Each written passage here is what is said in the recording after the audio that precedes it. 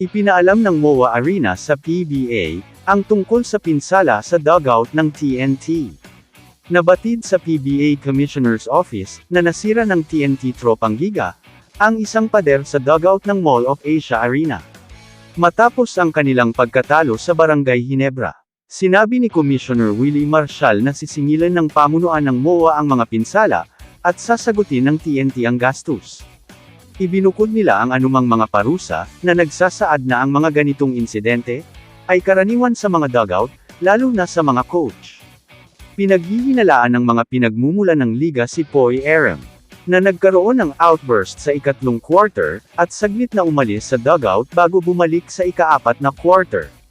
Hindi pa tinugunan ng TNT management ang insidente, at wala pang pagkakakilanlan sa salarin, kahit na may mga source sa liga, na nagtuturo kay Poy Aram. Sa huli ng ikatlong quarter, nagkaroon na naman ng outburst ang mainit na bigman, matapos tawagan ng foul kay Ginebra import Justin Brownlee. Umalis siya papuntang dugout ng TNT, na sinasabing para magpakalma.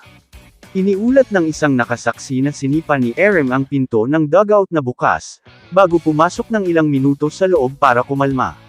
Samantala, nasa Romblon ang controversial na dating PBA player na si John Amores, para makilahok sa Governor's Cup Basketball Open Invitational Tournament.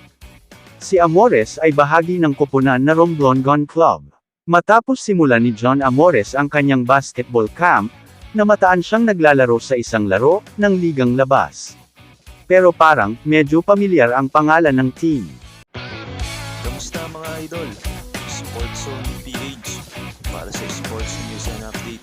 Kung bago ka pa lamang dito sa channel ko, pindutin mo na ang subscribe button at notification bell para lagi kang update sa mga sports news.